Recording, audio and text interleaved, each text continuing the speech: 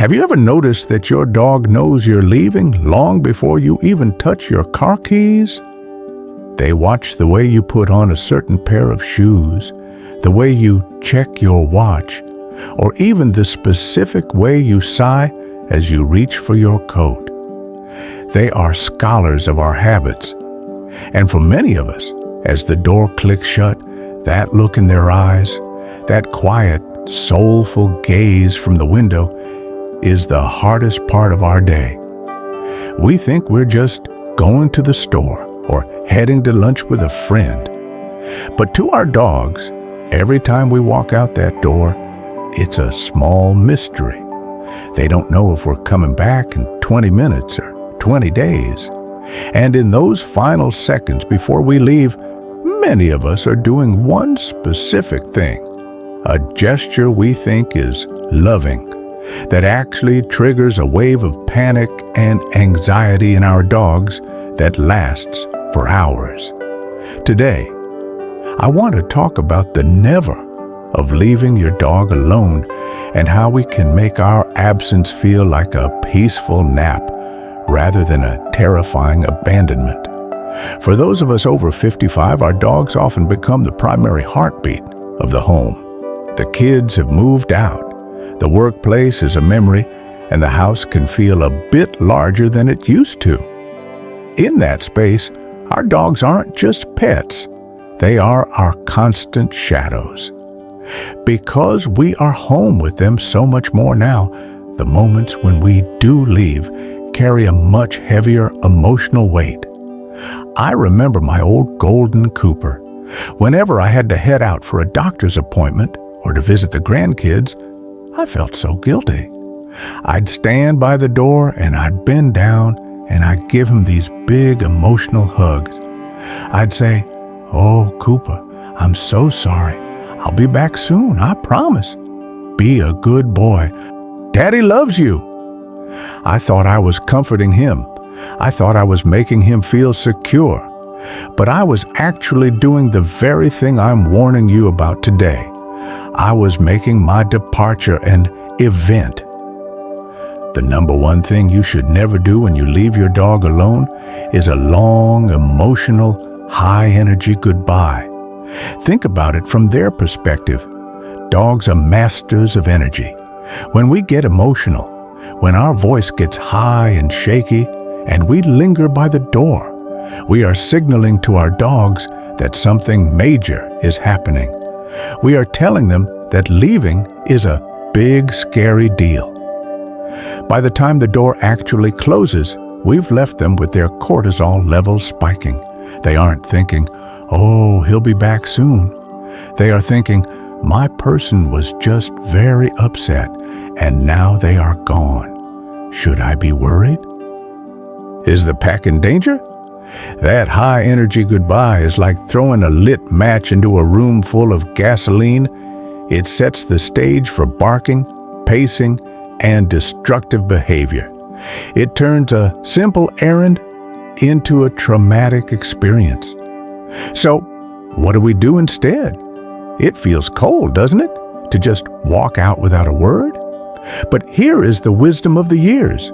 True love isn't always about what makes us feel better. It's about what makes them feel safe. The most loving way you can leave your dog is to be boring.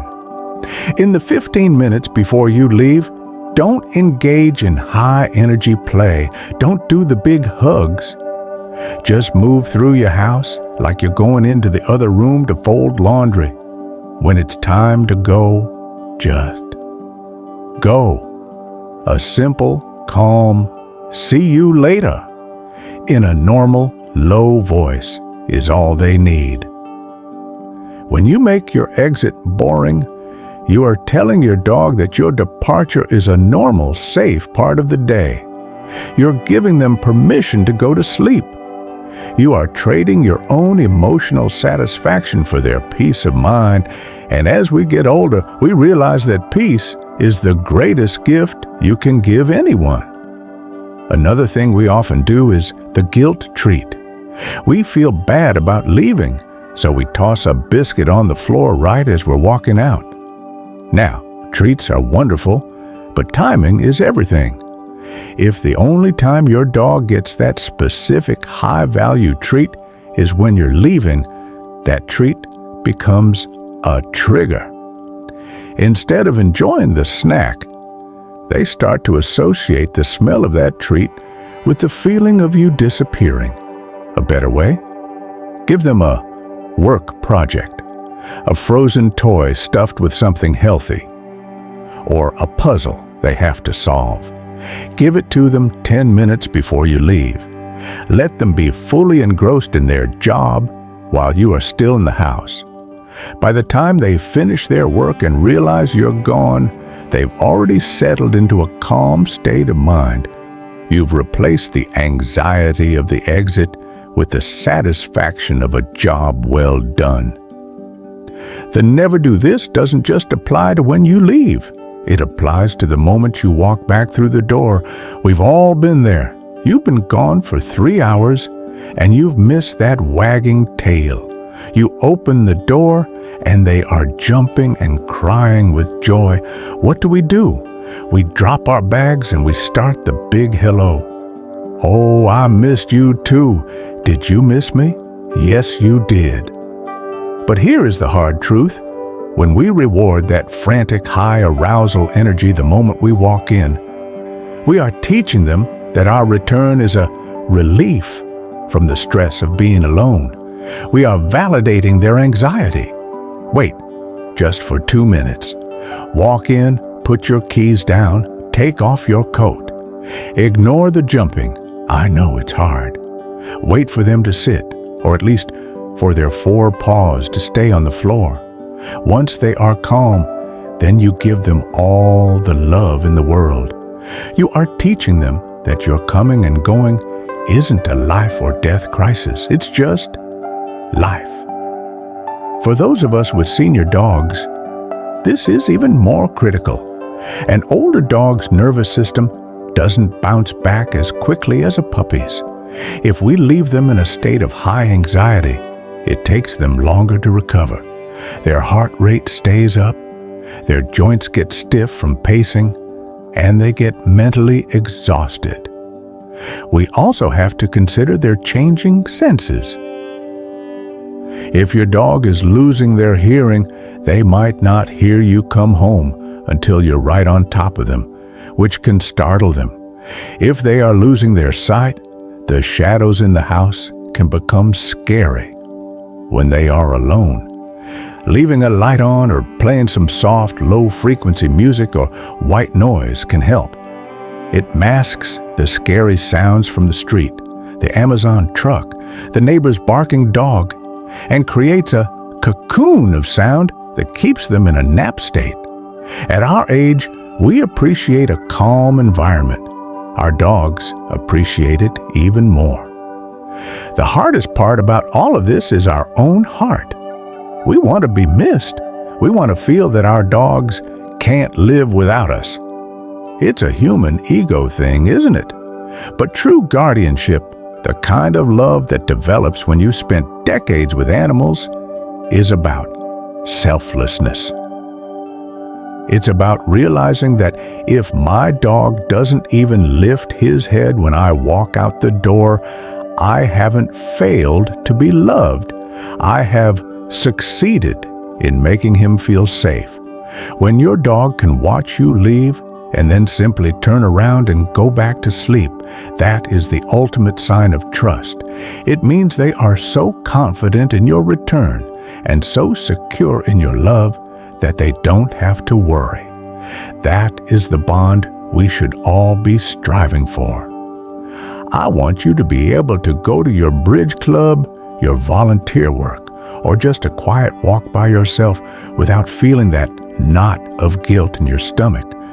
When we follow these nevers, no big goodbyes, no frantic hellos, no sudden exits, we are reclaiming our own freedom too.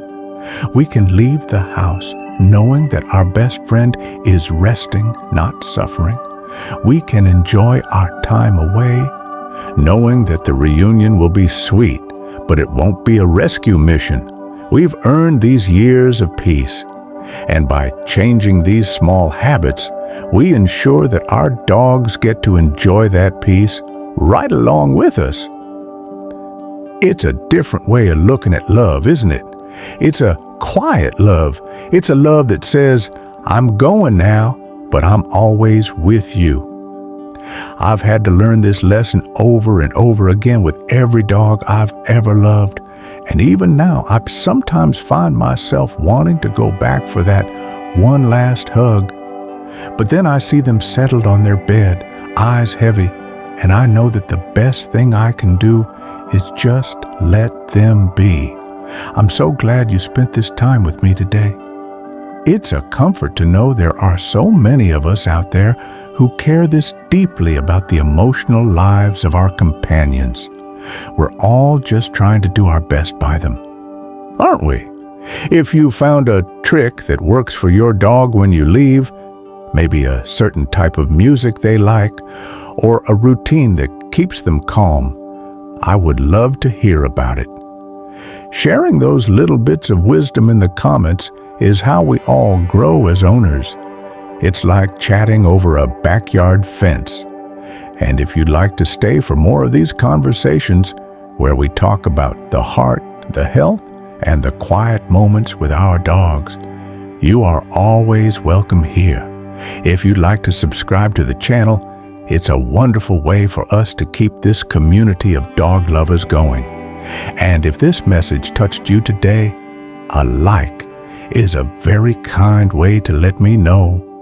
Go ahead and give your dog a gentle pat on the shoulder for me. Tell them you'll be back soon. Silently, of course. Thank you for being here. Take care of yourselves and take care of those faithful friends. I'll see you in the next one.